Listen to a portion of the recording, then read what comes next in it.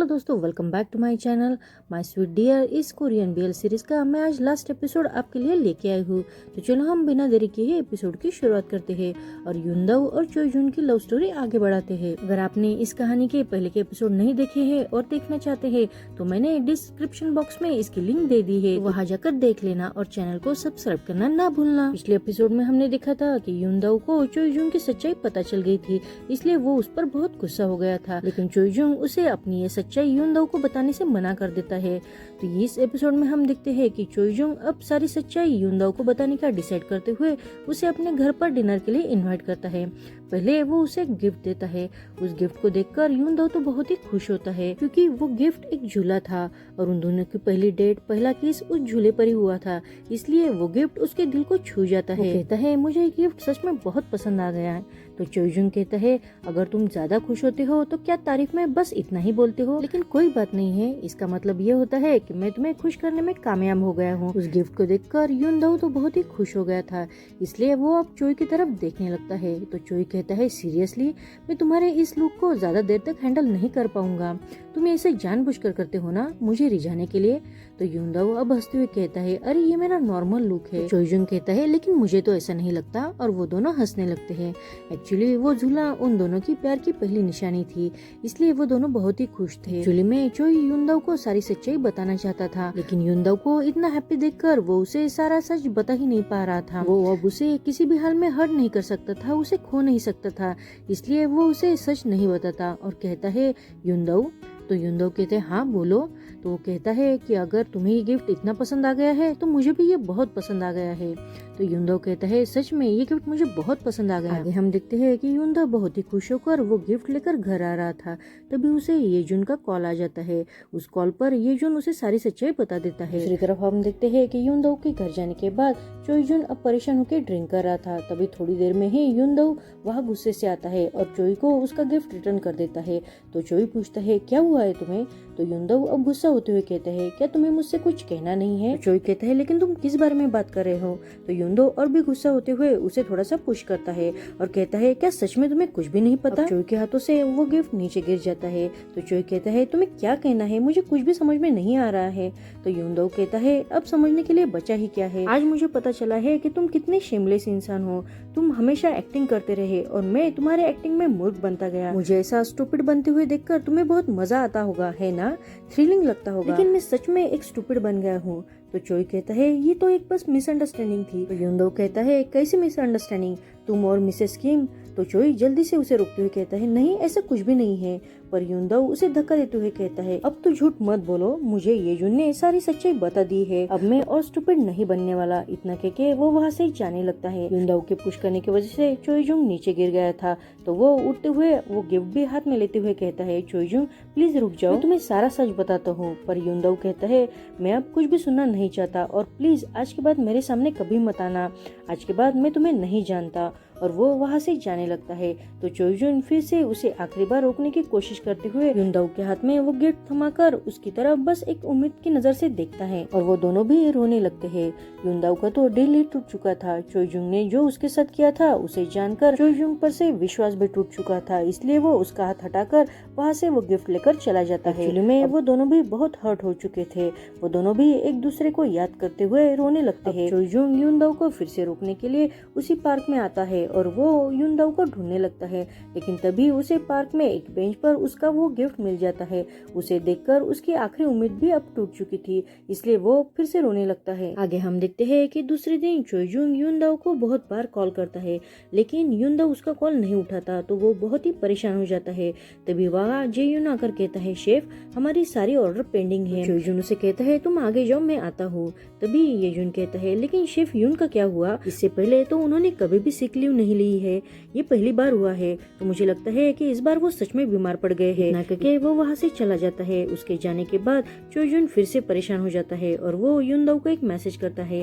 वो मैसेज में लिखता है कि जब तक तुम यहाँ नहीं आओगे तब तक मैं तुम्हारा यहाँ इंतजार करूंगा। पार्क में युनदाओ अकेला ही उदास होकर बैठा था, तभी वो चोय का वो मैसेज पढ़ लेता है। उसी वक्त उसे चोय ने जब उसे अपने प्यार का कन्फेशन किया था वो बात याद आती है और उसे ये रियलाइज होता है कि एक्चुअली वो चोय को कभी हेट ही नहीं कर पाया था, वो तो बस इस वजह वजह से अनकंफर्टेबल फील कर रहा था क्योंकि चोई सडनली लूरा डाइनिंग में आ गया था और वो हेड शेफ के लिए उससे टक्कर दे रहा था। लेकिन आज भी कुछ भी नहीं बदला था, वो आज भी चोई से उतना ही प्यार करता था। नेक्स्ट हम देखते हैं कि चोई लूरा डाइनिंग के किचन में ही अपसेट होकर ड्रिंक कर रहा था। वो वहाँ यूनदाओ का ही वेट कर रहा था। वो खुद को बहुत कोसता है। तभी वहाँ यूनदाओ आता है। उसे देखकर चोई कहता है, तुम कहाँ थे? तुमने आज सुबह से मेरे कॉल का क्यों रिप्लाई नहीं किया? तो यूनदाओ उसे देखते हुए कहता है, मैंने देखा कि मेरी तुम्हें कितनी परवाह है। तुमने सोचा होगा ना कि यूनदाओ यहाँ से चला गया तो अब मैं मिसेस किम के साथ मिलकर किसे धोखा दूंगा। अब चोई उसकी ये बात सुनकर उस पर चिल्लाता है, कहता है कि ये सब बात अभी करना जरूरी है। उन दोनों की आंखों में अब आंसू आने लगते हैं। तो यूनदाओ कहता है, मैं तुम्हें बहुत हेट करता हूँ। मैं तुम्हें तो देखना भी नहीं चाहता, लेकिन मैं क्या करूँ, मैं तुम्हें बहुत मिस करता हूँ। तो क्या मैं सच में इडियट हूँ? जो टाइम हम दोनों ने एक साथ बिताए थे उस वक्त तुम्हारी जो फीलिंग थी क्या वो सब झूठी थी? अब चोई भी उसे हक करते हुए कहता है, नहीं वो सब सच थी और मैं तुम्हारे साथ बहुत सिंसियर। वो दोनों भी अब रोने लगते हैं। अब यूनदाओ उसे पूछता है, लेकिन तुमने फिर मेरे साथ ऐसा क्यों किया? क्या तुम्हें खुद की काबिलियत पर यकीन नहीं था क्या? तो चोई कहता है, नहीं, लेकिन मैं अब ये जॉब छोड़ रहा हूँ और मैं सबको सारी सच्चाई भी बता दूंगा। तो यूनदाओ अब उसे रोकते हुए कहता है, नहीं, तुम ऐसा कुछ भी नहीं करोगे। तुम मेरे साथ कंपटीशन करके अपनी काबिलियत दिखाओगे। अगर लोग तुम्हें प्रेस करेंगे तभी मैं तुम्हें माफ कर दूंगा। मुझे तुम्हारा खुद का ओरिजिनल टैलेंट दिखाना होगा। अब यूनदाओ के फिर से इतनी अच्छाई देखकर चोई की आंखें भर जाती है और वो इमोशनल होकर उसे हक करके सॉरी कहता है। इस बार वो दोनों भी अब रोने लगते हैं, लेकिन ये आंसू खुशी के थे। आगे हम देखते हैं कि आखिर में वो दिन आ ही जाता है जिस दिन उन दोनों के बीच कंपटीशन होने वाली थी। अब चोई और यून दोनों भी रेडी थे। अब चोई भी वही एप्रन पहनता है जो यूनदाओ प्रेफर करता था। यूनदाओ उसके एप्रन को ठीक करते हुए उसे चीयर अप करता है। अब चोई भी यून के एप्रन को ठीक करते हुए कहता है, क्या तुम्हें याद है जब हम पहली बार मिले थे? तो यूनदाओ कहता है, हाँ मुझे याद है, लेकिन उस दिन तो सच में बहुत रूडली बात कर रहे थे। अब वो दोनों भी एक दूसरे के साथ फेयर कंपटीशन करने के लिए रेडी थे। एक्चुअली में कंपटीशन का रिजल्ट सबको पता था कि हेड शेफ चोई होने वाला है, लेकिन वो दोनों अब साथ में फेयर कंपटीशन करना चाहते थे। नेक्स्ट हम देखते हैं कि उनकी डिश प्रिपेयर होने के बाद जजेस के सामने लाई जाती है। तो मैनेजर किम उन दोनों को अपनी डिश की थीम और उन्हें एक्सप्लेन करने को कहती है। तो सबसे पहले चोई कहता है, मेरी थीम प्यार है। तो यूनदाओ कहता है, मेरी थीम याद है। चोई आगे एक्सप्लेन करते हुए कहता है, एक्चुअली मुझे लूरा डाइनिंग में बहुत प्यार मिला। प्यार कैसे किया जाता है, उसे कैसे फील होता है, ये मुझे यही सीखने को मिला। सच्चा प्यार क्या होता है वो मैंने यही जाना है। और तभी उसे यूनदाओ के साथ बिताए हुए वो सारे पल याद आते हैं। वो कहता है, मैंने जो सारे स्वीट और बुरे पल भी यहाँ बिताए हैं उसे याद करके मैंने ये डिश रिप्रेजेंट की है। जजेस वो डिश टेस्ट करते हैं तो मिसेस किम को वो डिश पसंद आती है। अब यूनदाओ की बारी आती है तो यूनदाओ कहता है, मेरी डिश की थीम है यादें। यानी एक्चुअली यूनदाओ अब वो किचन छोड़ने वाला था, इसलिए उसने वहाँ जो पल बिताए थे वो अब यादें बन चुकी थी, इसलिए वो उन यादों को रिप्रेजेंट करना चाहता था। वो बताता है कि मैंने लूरा डाइनिंग की जर्नी एक हेड शेफ से शुरू की थी मिसेस किम के साथ। वो मेरा सबसे अच्छा एक्सपीरियंस था, मैं वहाँ बहुत खुश लेकिन मैं अब वो यादें गिफ्ट के तौर पर लूरा डाइनिंग को देना चाहता हूँ उसके नए शेफ के साथ। इस बातों से अब मिसेस किम को पता चल जाता है कि यूनदाओ को सारा सच पता चल गया है। जब वो यूनदाओ की डिश टेस्ट करती है तो उसे पहले वाला वो फ्लेवर याद आता है जो अब वो बहुत मिस करने वाली थी, लेकिन फिर भी वो कंपटीशन में चोई को ही जितवा देती है। लूरा डाइनिंग का हेड शेफ अब चोई बन जाता है। ये बात सुनकर सब लोग बहुत खुश हो जाते हैं। अब यून और चोई दोनों भी बहुत खुश होते हैं। आगे हम देखते हैं कि मिसेस किम अब यूनदाओ से मिलने के लिए आती है। वो कहती है, मुझे अभी पता चला है कि पिछली कितनी बातों को मैं भूल चुकी हूँ, पर अब जब मैंने तुम्हारी ये डिश टेस्ट की तो मुझे याद आ गया कि रेस्टोरेंट ओपन करते वक्त हमारी कितनी यादें थी, प्योर और हैप्पी वाली। और वो थोड़ी कतराते हुए कहती है, लेकिन मैं एक बात तुम्हें जरूर कहना चाहूंगी कि मैंने आज जितनी भी डिश टेस्ट की थी उसमें तुम्हारी डिश सबसे बढ़िया थी। तो यूनदाओ से कहता है, एक्चुअली मुझे भी रियलाइज हुआ है कि मैंने भी कुछ गलतियाँ की है, इस वजह से तुम्हें भी हार्ड डिसीजन लेना पड़ा और मैं अपनी ही ऐसे ही जिद पर अड़ा रहा, इसलिए लूरा डाइनिंग को अब नया शेफ मिल गया है। तो मिसेस किम कहती है, लेकिन क्या तुम फिर से अपना डिसीजन कंसिडर कर सकते हो? मैं चाहती हूँ कि तुम लूरा डाइनिंग में फिर से काम कंटिन्यू करो। लेकिन यूनदाओ उसे मना करते हुए बेस्ट विशेष देता है। तो वो कहती है, तुम सच में बहुत जिद्दी हो। आगे हम देखते हैं कि वो दोनों भी अब चोई के घर फिर से सेलिब्रेशन कर रहे थे। वो एक दूसरे को थैंक यू कहते हैं। तो यूनदाओ अब चोई को हेड शेफ का लेबल देते हुए कहता है, आज के बाद लूरा डाइनिंग का ख्याल रखना और उसे संभालना। तो चोई कहता है, तुम मेरे लिए वहाँ क्यों नहीं रुक सकते हो? तो यून कहता है, मैंने तुम्हारे लिए तो लूरा डाइनिंग छोड़ा है, तुम ऐसे खुशी के मौके पर इतना इमोशनल फेस मत बनाओ। तो चोई उसे कहता है, मैं आज बहुत खुश हूँ ना इसलिए। और वो यूनदाओ को फिर से वो गिफ्ट वाला बॉक्स देते हुए कहता है, इसे हमेशा पास रखना। यूनदाओ भी उसे देखकर खुश हो जाता है और कहता है, मैं इसे हमेशा अपने साथ रखूंगा तुम्हारी याद समझकर। वो दोनों एक दूसरे के साथ लवली डवली होकर अच्छा टाइम स्पेंड करते हैं। नेक्स्ट हमें 3 मंथ बाद का सीन दिखाया जाता है। अब चोई लूरा डाइनिंग का हेड शेफ बन चुका था, तो वो अब सब इंग्रेडिएंट खरीदते समय यूनदाओ ने उसे जो सब इंस्ट्रक्शन दी थी उसे फॉलो कर रहा था।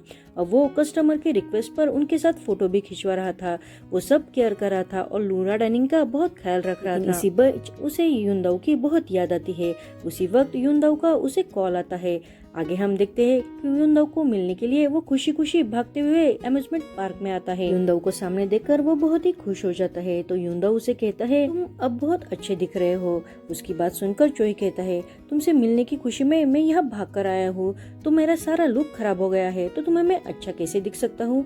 तो यून कहता है, मैं तुम्हारे अंदर के फीलिंग की बात कर रहा हूँ। चोई जल्दी से उसके पास जाकर उसे हक करते हुए कहता है कि मैंने तुम्हें बहुत मिस किया। आगे हम देखते हैं कि अब वो एक दूसरे के साथ हाथों में हाथ धरे बीच पर से गुजरते हैं। तभी यूनदाओ उसे अपना नया वाला रेस्टोरेंट दिखाता है। उसे देखकर चोईजुन बहुत खुश होकर कहता है, ये बहुत ही ब्यूटीफुल है। हमने पहले ही देखा है कि यूनदाओ का सपना था कि उसे बीच पर एक रेस्टोरेंट खोलना है, लेकिन लूरा डाइनिंग की वजह से वो ये नहीं कर पाया था, इसलिए वो अब अपना सपना पूरा कर रहा था। अभी यूनदाओ चोई से कहता है, अभी मेरा रेस्टोरेंट पूरी तरह से रेडी नहीं है, लेकिन मैंने सडनली आज इसकी ओपनिंग करने का सोचा है, इसलिए मैंने फर्स्ट गेस्ट तुम्हें यहाँ बुलवाया है। चोई खुश होकर कहता है, ये तो मेरा ऑनर है। अभी चोई को उस रेस्टोरेंट में वही गिफ्ट दिखाई देता है। उसे देखकर वो बहुत ही खुश हो जाता है। वो कहता है, ये तो यहाँ बहुत अच्छा दिख रहा है। तो यूनदाओ कहता है, अरे दिखेगा ही, क्योंकि किसने इसे दिया है। वो दोनों भी खुश हो जाते हैं। तो चोई कहता है, चलो मैं तुम्हारी स्पेशल डिश टेस्ट करना चाहता हूँ। तो यूनदाओ वो डिश लाते हुए कहता है कि ये हमने जो रॉ फिश सूप ट्राई किया था उसका मैंने रिनोवेशन किया है, तो इसे ट्राई करो, लेकिन मैंने अभी तक इसका नाम नहीं सोचा है। अब चोई उस डिश की टेस्ट लेता है तो उसे वो बहुत ही अच्छा लगता है। तो वो कहता है, इसका नाम होगा माय स्वीट डियर। अब यून भी ये नाम सुनकर बहुत ही खुश हो जाता है और वो दोनों ही हैप्पीली टाइम स्पेंड करते हैं। आगे हम देखते हैं कि लूरा डाइनिंग में ये जून चोई से कहता है कि एक कस्टमर ने तुम्हें बुलाया है। तो चोई उसे कहता है, लेकिन मैं बहुत बिजी हूँ ना, तो क्या अभी भी फोटो लेना जरूरी है? तभी वो उस कस्टमर को देखता है, तो वो कस्टमर और कोई नहीं तो यूनदाओ ही होता है। लेकिन यूनदाओ अब बहुत ही बदल चुका था। उसे वहाँ देखकर चोई बहुत ही खुश हो जाता है। तो यूनदाओ उसे पास बुलाते हुए कहता है कि ये डिश ट्राई करो। एक्चुअली में वो वैसा ही करता है जैसे चोई ने उसके साथ कहानी की शुरुआत में किया था। अब वो उठकर चोई के पास जाते हुए उसका एप्रन सीधा करते हुए उसे अपनी तरफ खींचता है और कहता है कि ये एप्रन बहुत ही सेक्सी है, और वो दोनों खुशी से हंसने लगते हैं। और यहीं पर हमारी स्टोरी का हैप्पी एंड होता है। आपको ये कहानी कैसी लगी प्लीज कमेंट करना मत भूलना, और चैनल पर नए हो तो सब्सक्राइब करना ना भूलना। Thank you for watching dear.